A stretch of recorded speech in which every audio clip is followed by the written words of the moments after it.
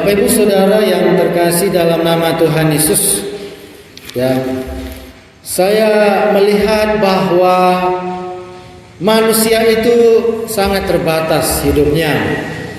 Manusia itu bersifat fana di dalam dunia ini, bersifat daging, bersifat sementara dalam dunia ini. Tetapi manusia ingin mencapai kekekalan. Manusia ingin mencapai sesuatu di luar keterbatasannya. Nah, apakah yang dibutuhkan manusia supaya bisa mencapai sesuatu itu, supaya bisa melampaui keterbatasan dirinya? Nah, Alkitab mengatakan ada 3 hal harta yang sangat berharga yang diperhitungkan Tuhan, yang sangat kita butuhkan dalam kehidupan ini, ya. Itu ada di dalam Alkitab, dalam 1 Korintus. Firman Tuhan katakan, tinggal ketiga hal ini, yaitu iman, pengharapan, dan kasih.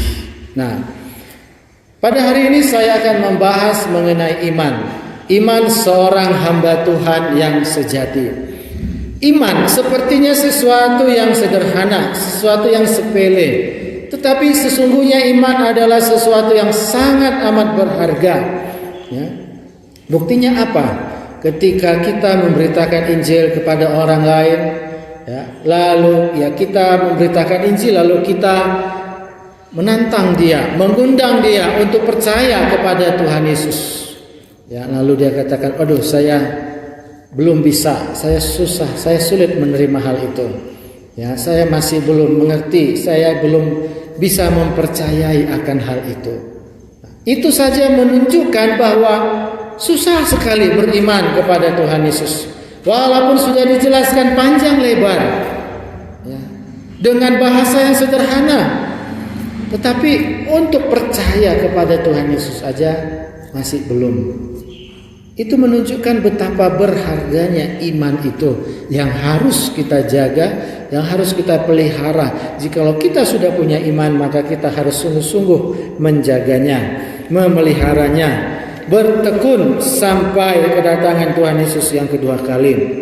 Nah, Bapak Ibu Saudara yang terkasih dalam nama Tuhan Yesus, tema firman Tuhan yaitu iman seorang hamba Tuhan yang sejati. Kita membaca 2 ayat terlebih dahulu, 3 ayat, ya. Kita buka Ibrani pasal 11 ayat 1 sampai dengan ayat 3. Terlebih dahulu kita akan baca bagian ini. Ibrani pasal 11 ayat 1 sampai 3. Kita baca secara responsorian. Iman adalah dasar dari segala sesuatu yang kita harapkan dan bukti dari segala sesuatu yang tidak kita lihat.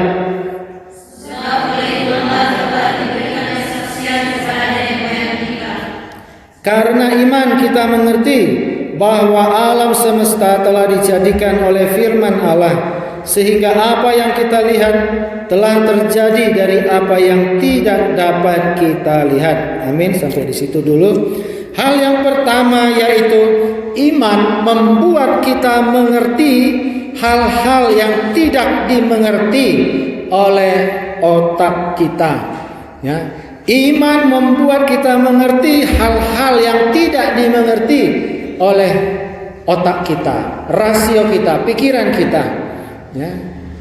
Otak kita tidak mengerti bagaimana dunia ini diciptakan. Ilmu pengetahuan mencoba meneliti, mencari tahu bagaimana alam semesta ini terjadi. Lalu mereka membuat teori-teori, berbagai macam teori yang terkenal, teori evolusi, teori Big Bang, ya.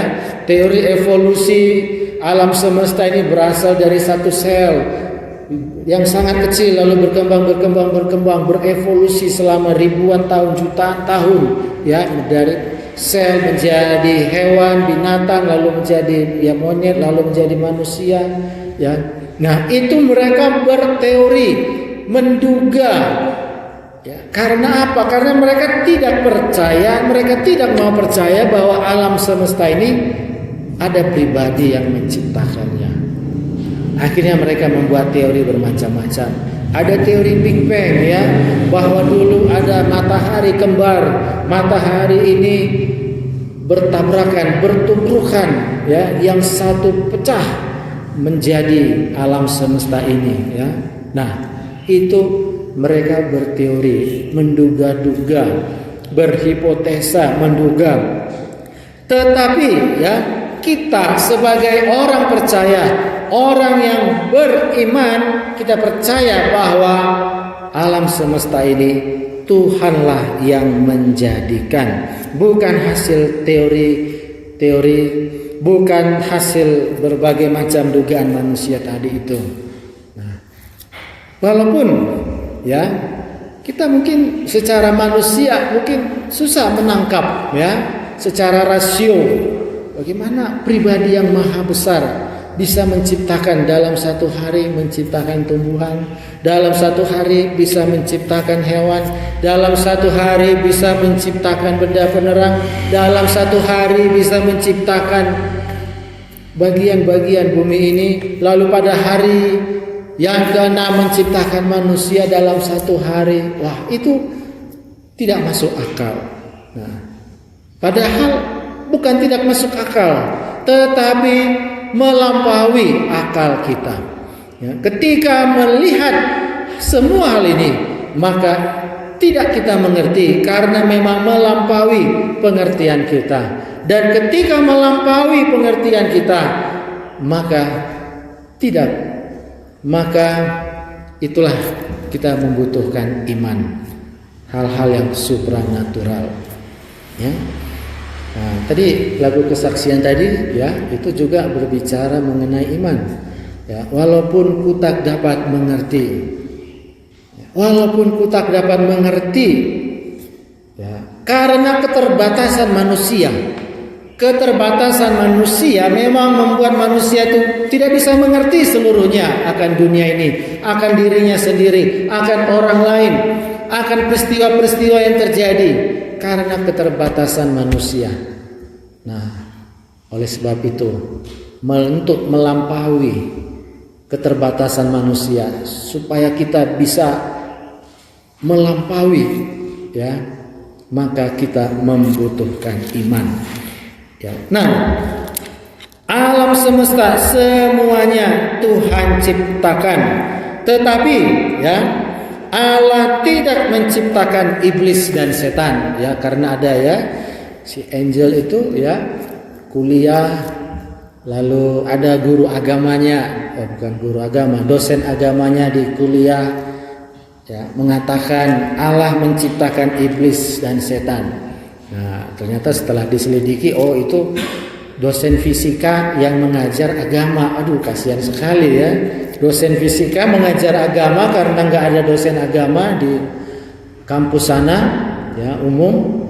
Akhirnya ya menduga-duga berdasarkan pikiran, bahkan berdasarkan teologi agama lain ya. Itu teologi agama lain ya. Allah menciptakan jin, menciptakan jin-jin ya, menciptakan setan. Itu bukan Kristen, itu bukan berdasarkan Alkitab, itu berdasarkan agama lain. Nah, yang sudah masuk ke dalam berbagai sendi kehidupan manusia di Indonesia melalui sinetron ya, masuklah itu teologi agama lain. Nah, jadi kalau berdasarkan Alkitab ya, kita memahami, kita mengetahui bahwa iblis, setan adalah malaikat yang Tuhan ciptakan, yang jatuh ke dalam dosa karena memberontak kepada Sang Pencipta. Maka Tuhan lemparkan mereka ya ke neraka. Tuhan jatuhkan mereka dari surga ya. Lalu mereka membuat kerajaan sendiri di angkasa, di awan-awan, di langit ya. Nah, makanya mereka ya, roh-roh jahat ini berusaha menghambat manusia supaya doa-doanya tidak sampai kepada Tuhan, menghambat rencana Tuhan kepada manusia ya. Makanya terus harus kita berdoa peperangan rohani hidup suci kudus ya, karena memang si jahat ini ya selalu mau mengganggu, merusak, merecoki ya hubungan manusia umat Tuhan dengan Sang Pencipta. Nah, jadi betapa berharganya iman. Iman membuat kita tidak mengerti. Iman membuat kita mengerti hal-hal yang tidak dimengerti oleh otak kita. Makanya ya Agustinus ya mengatakan ya bahwa ya ternyata iman itu penting karena iman mendahului pengertian.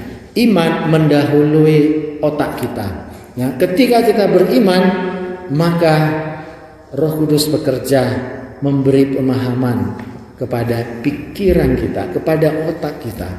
Ya. Jadi ini bekerja sama. Iman dan pikiran, iman dan otak itu harus bekerja sama. Ya, sehingga apa yang kita imani itu bisa kita jelaskan melalui akal pikiran kita. Ya. Kalau kita sudah percaya terlebih dahulu, kalau kita belajar sungguh-sungguh melalui buku-buku, kita dapat memahami dan menjelaskan kepada orang lain mengenai hal-hal yang sulit, mengenai Allah Tritunggal, mengenai keselamatan, mengenai dosa, mengenai manusia. Nah, ya, betapa berharganya iman itu. Iman itu seperti ya kunci Pandora, ya, kunci yang ketika ini dipakai maka dia akan membuka hal-hal yang lain. Ya, ketika kita memakai iman, kita pakai iman kita, maka itu akan membuka hal-hal yang lain yang kita tidak mengerti. Ya, tetapi sebaliknya, ya, kalau kita memberontak, kita tidak percaya, kita terlalu mengandalkan pikiran kita sendiri, ya, kita tidak mau percaya akan rencana Tuhan, akan pimpinan Tuhan, ya sudah, si iblis lah, roh-roh jahat lah yang mengganggu kehidupan kita. Ya. Makanya penting sekali iman itu sebagai yang utama, yang mendahului segala-galanya. Nah, hal yang kedua, kita baca di dalam ayat yang ke-6. Kita baca bersama-sama ayat yang ke-6 bagian yang A, 6A. Ya, satu kalimat bagian 6A itu 1, 2, 3 ya. Tetapi tanpa iman tidak mungkin orang berkenan kepada Allah. Amin. Nah, hal yang kedua, iman membuat kita berkenan kepada Allah. Iman membuat kita berkenan kepada Allah. Kita berkenan kepada Allah awal mulanya bukan karena perbuatan baik kita, tetapi karena iman kita, sama seperti Abraham. Abraham beriman dulu kepada Tuhan, baru Tuhan memperhitungkannya itu sebagai kebenaran. Setelah Tuhan berkenan, Tuhan membenarkan Abraham, maka Abraham pun selanjutnya mempersembahkan korban. Nah, ya, urutannya seperti itu, ya, tidak dibalik. Beriman dulu, Tuhan berkenan, lalu segala yang diperbuat Abraham diberkati Tuhan. Nah, ya, jadi iman membuat kita berkenan kepada Allah. Nah, beriman bahwa Allah memberi upah kepada orang yang sungguh-sungguh mencari Dia. Banyak orang agama lain, bahkan orang Kristen, bukan mencari Allah, tetapi mencari berkat Allah. Nah, ini dua hal yang berbeda, ya. Mencari Allah atau mencari berkat Allah. Allah tahu siapa yang sungguh-sungguh mencari Allah, siapa yang hanya mencari berkat Allah. Allah tahu isi hati motivasi Anda, ya. Nah, kalau isi motivasi kita itu salah, maka kita harus bertobat. Nah, ya. Kalau Anda misalnya berbuat baik, bersedekah, rajin melayani, lalu Anda menuntut, Tuhan berkatilah saya sudah banyak berjasa, saya sudah banyak berbuat baik, berkatilah saya, maka itulah kekeliruan, ya, kekeliruan. Karena apa? Karena Anda mencari berkat Allah, ya. Jadi berbeda ya. Saya mau rajin berbuat baik. Saya mau rajin melakukan kebaikan dan lain-lain. Supaya apa? Supaya Tuhan memberkati saya. Supaya apa? Supaya Tuhan memperhitungkan apa yang saya perbuat. Supaya kalau Tuhan perhitungkan itu, ya, maka Tuhan mau memberkati saya. Wah, itu penyimpangan teologi, ya, penyimpangan kebenaran firman Tuhan. Ya. Karena kalau kita memahami seluruh kebenaran Alkitab, semua adalah anugerah Tuhan. Kita ada dalam dunia ini, itu adalah anugerah Tuhan. Tuhan mau apa yang kita kerjakan dalam dunia ini, yaitu melakukan rencana Tuhan. Makanya Tuhan hadirkan kita di tengah-tengah dunia ini. Tuhan memberi nafas kehidupan, Tuhan memberi harta, Tuhan memberi keluarga, Tuhan memberi pasangan hidup, Tuhan memberi teman, Tuhan memberi kesehatan, Tuhan memberi semuanya. Ya, ya, kalau Tuhan tidak beri, kita mau bilang apa? Nah, kita harus pahami akan hal itu. Tuhan memberi semuanya, ya. Lalu kita bekerja, kita melayani berdasarkan pemberian Allah itu. Nah, ketika kita menyadari hal ini, kita bersyukur, kita giat bekerja. Terima kasih Tuhan, ada kesempatan untuk bekerja, untuk melayani. Dan itulah yang berkenan kepada Tuhan. Kalau kita sungguh-sungguh mencari Tuhan, maka Tuhan akan memberi upah kepada kita semua. Hal yang ketiga, iman membuat Anda taat kepada Allah, perintah Allah dalam hidup Anda. Ya, dalam ayat yang ke-7 dikatakan, karena iman maka Nuh dengan petunjuk Allah membuat sesuatu yang belum kelihatan, membuat bahtera.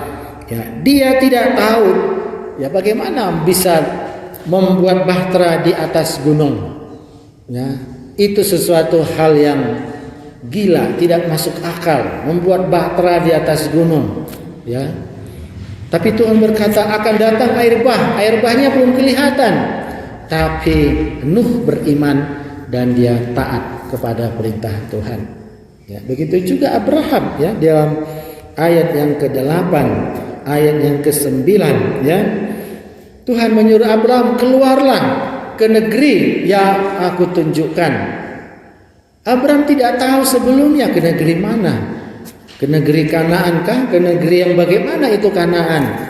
Ya, apakah negeri yang makmur? Ternyata Kanaan itu ya padang gurun. Ya, ada memang sungainya, ada padang rumputnya. Ya, sebagai apa di sana? Sebagai peternak. Ya, sebagai penggembala, mengembara dari satu tempat ke tempat lain. Ya. Umur Abraham dipanggil sudah umur berapa? Sudah umur 100. Ya, sudah umur 75 ya, 75. Nah, 75 tahun. Nah, umur 100 baru dapat anak ya, 25 tahun. Kemudian umur 100 baru mendapat Ishak. Nah, tetapi iman kepada Tuhan membuat tokoh-tokoh iman ini taat akan perintah Tuhan. Nah, ini penting ya. Sebagai bukti kita beriman, kita harus taat kepada perintah Tuhan. Jadi iman itu bukan sekedar dinyanyikan. Iman itu bukan sekedar dideklarasikan saya beriman. Tapi apa buktinya? Tunjukkanlah, ya kan? Makanya Yakobus mengatakan tunjukkanlah imanmu. Kalau engkau enggak tunjukkan ya berarti engkau enggak beriman. Berarti ya sia-sia imanmu, berarti mati. Berarti memang kamu enggak beriman. Karena iman itu harus ditindaklanjuti dengan perbuatan. Ya, bukan hanya dideklarasikan saya beriman, tapi ketika ada sesuatu malah tidak dibuktikan dia beriman. Nah, hal yang keempat, ya. Hal yang keempat, iman berarti kita percaya bahwa Allah sanggup melakukan hal-hal yang mustahil, yang ajaib, ya. Ini di dalam ayat yang ke-19. Kita baca ayat 19. Kita baca bersama-sama ayat 19, 1, 2, 3 ya. Karena ia berpikir bahwa Allah berkuasa membangkitkan orang-orang sekalipun dari antara orang mati, dan dari sana ia bukan telah menerimanya kembali. Nah, ini berbicara tentang Abraham rela mempersembahkan Ishak. Ya. Abraham rela mempersembahkan Ishak. Iman Abraham kepada Tuhan, kepada janji Tuhan. Ya. Tuhan sudah berjanji, keturunanmu akan seperti bintang di langit. Coba hitung bintang, kata Tuhan. Aduh Tuhan, saya nggak bisa hitung bintang. Coba hitung banyaknya pasir di pantai. Coba dihitung, aduh Tuhan, saya nggak bisa menghitung, banyak sekali. Tuhan katakan, seperti itulah banyaknya keturunanmu nanti. Wah, luar biasa. Terima kasih Tuhan, saya percaya. Abraham tidak ngomel, Abraham tidak menyangkal. Abraham hanya berkata, saya percaya Tuhan. 25 tahun kemudian anaknya lahir. Lalu beberapa tahun kemudian Tuhan mengatakan, hai Abraham, ambillah anakmu, persembahkanlah di gunung sana yang akan kutunjukkan. Abraham tidak mengeluh, tidak memberontak. Aduh Tuhan, ini anak satu-satunya. Tuhan sudah janjikan, Tuhan sudah genapi anak ini lahir, lalu mau dikorbankan lagi. Aduh, bagaimana ini Tuhan? Abraham tidak berpikir seperti itu. Abraham tidak memberontak. Setelah ribuan tahun dari kisah Abraham, barulah dalam kitab Ibrani dijelaskan mengapa Abraham rela mau taat mempersembahkan anaknya. Ayat inilah kuncinya. Karena waktu itu Abraham beriman, Allah sanggup membangkitkan orang mati. Kalaupun ini kupersembahkan, Ishak ini kupersembahkan, tapi karena Allah sudah berjanji melalui Ishak, pasti Allah akan membangkitkan Ishak yang sudah kupersembahkan. Wow, ya. Padahal waktu itu belum ada peristiwa orang mati dibangkitkan, belum ada. Dewa-dewa orang Mesir, orang Timur Tengah, belum ada kisah tentang orang mati dibangkitkan. Barulah pada zaman perjanjian baru Yesus membangkitkan orang mati. Yesus membangkitkan orang mati. Baru ada peristiwa seperti itu. Tapi pada zaman Abraham belum ada peristiwa itu. Dari mana Abraham tahu? Tentu karena Abraham beriman. Allah sanggup melakukan hal yang mustahil. Yang pertama, Abraham tahu Allah sanggup melakukan, menciptakan dari yang tidak ada menjadi ada. Abraham tahu alam semesta ini dari yang tidak ada menjadi ada. Manusia Tuhan ciptakan dari yang tidak ada menjadi ada. Lalu hal yang kedua, karena Tuhan sanggup menciptakan dari yang tidak ada menjadi ada, maka Tuhan pun pasti sanggup menciptakan, membuat mukjizat dari yang mati menjadi bangkit hidup kembali. Itulah iman Abraham. Makanya ya, dalam perjanjian baru dikatakan orang percaya ya menginduk kepada imannya Abraham. Makanya dikatakan Abraham adalah bapa orang beriman. Bapak orang beriman, Abraham, maksudnya bapak orang beriman yang bagaimana? Ya dua hal itu tadi, ya. Percaya, beriman, Allah yang menciptakan dari yang tidak ada menjadi ada. Yang kedua, Allah yang membangkitkan orang mati menjadi hidup. Nah, ini semua ya hanya dapat dilakukan juga oleh Yesus Kristus. Ini juga membuktikan bahwa Yesus Kristus adalah Allah yang sejati, ya. Tanpa perlu deklarasi, ya. Yesus tidak perlu deklarasi, akulah Tuhan Allah, tapi Yesus menunjukkan bahwa Ia punya kuasa Tuhan Allah hanya dengan berkata bangkitlah, maka bangkit, ya. Dari yang tidak ada menjadi ada, wah banyak sekali, ya. Misalnya dari 2 roti 5 ikan menjadi ribuan, bisa memberi makan 5.000 orang. Apalagi dari yang tidak ada menjadi ada, ya. Dari mulut ikan bisa keluar koin, ya. Dari yang tidak ada menjadi ada, ya. Banyak sekali, ya.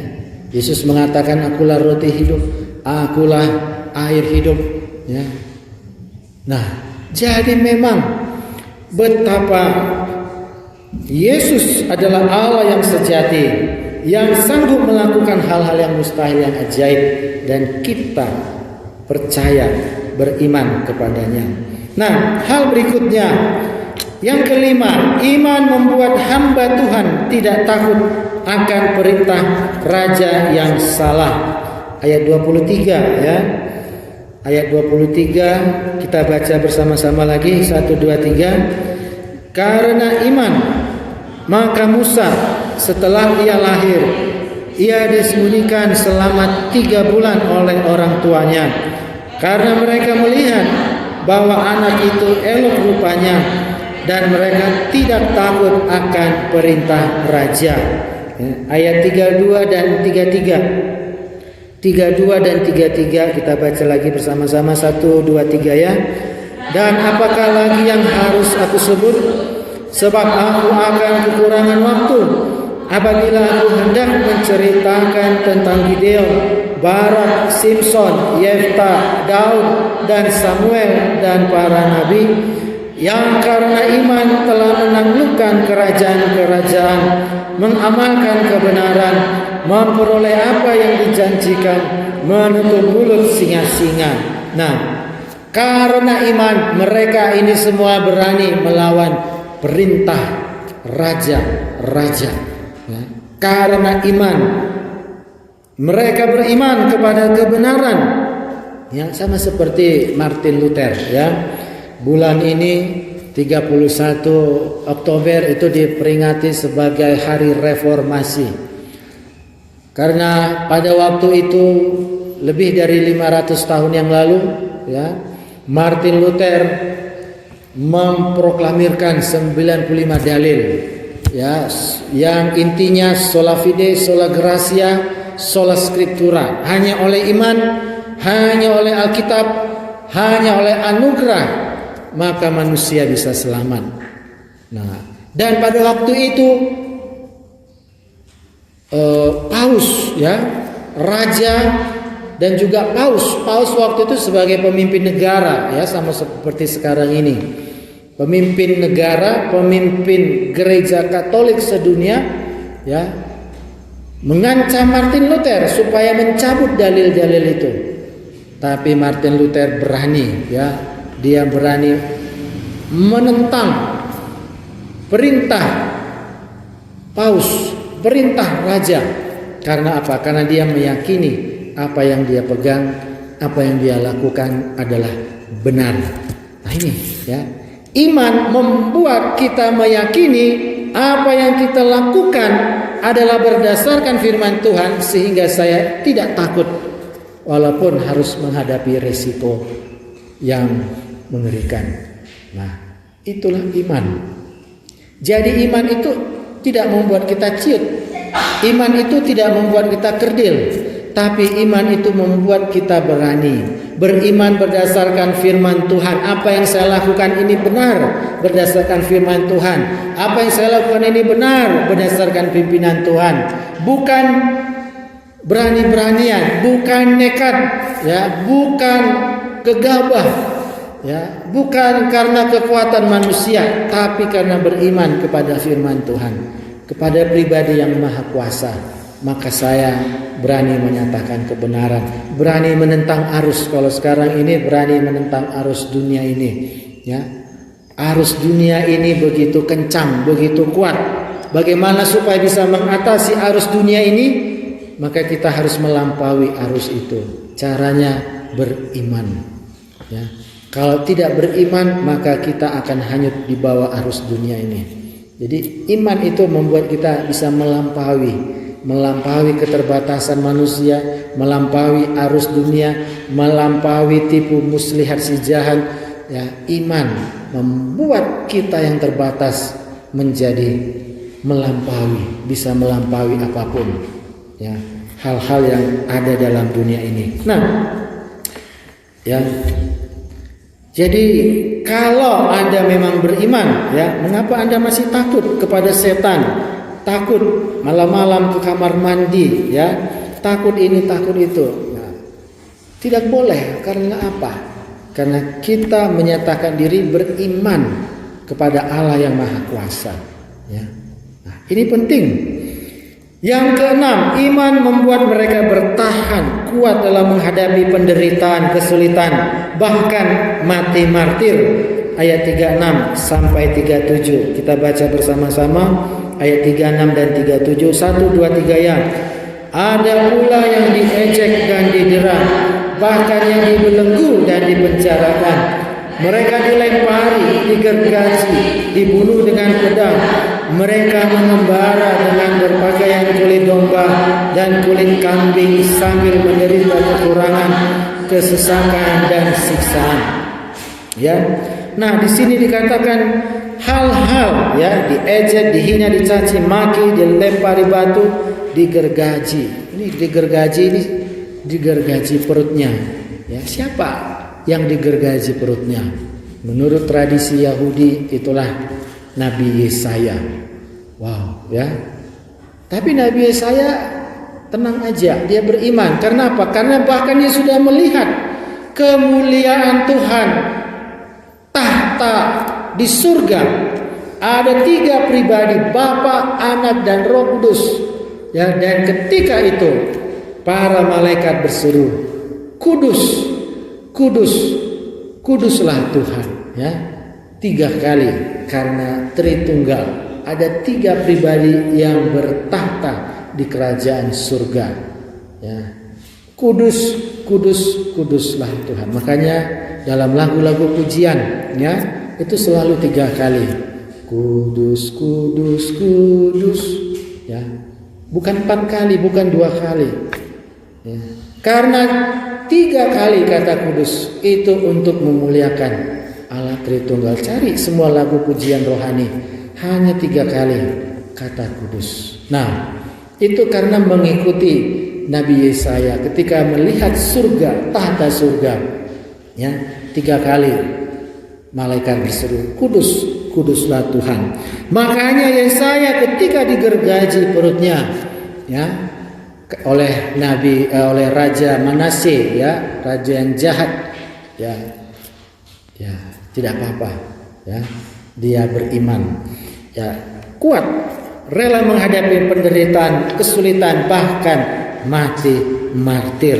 Nah, ini memang harga yang harus dibayar ketika kita menyatakan iman kita, ya.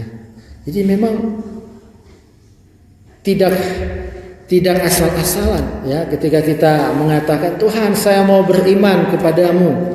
Ya, Tuhan katakan, "Apa benar engkau beriman kepadaku?" Ya. Engkau beriman padaku, kau siap menderita, siap menghadapi kesulitan, bahkan kalau kuizinkan siap menghadapi menjadi korban, ya, demi namaku. Wah. Jadi memang itu di awal-awal kita harus pahami bahwa ketika kita menyatakan iman, itu ada harga yang harus kita bayar. Ada harga yang harus sebagai bukti kita mau mengikut Tuhan, beriman kepada Tuhan. Nah, ini, ya. Tetapi, ya, hal yang indah, hal yang, karena Tuhan adalah Allah yang maha adil, Tuhan adalah Allah yang maha kasih, maka orang-orang yang beriman kepada Tuhan sehingga taat pada firman Tuhan sampai akhir hidupnya akan memperoleh apa yang dijanjikan Tuhan. Ya, dalam ayat 6 yang kita baca tadi, ya, bagian yang terakhir, Allah memberi upah kepada orang yang sungguh-sungguh mencari Dia. Ya, juga ayat yang ke-10, ya, Sebab ia menanti-nantikan kota yang mempunyai dasar, yang direncanakan dan dibangun oleh Allah. Ya. Ayat 16 juga. Tetapi sekarang mereka merindukan tanah air yang lebih baik, yaitu satu tanah air surgawi.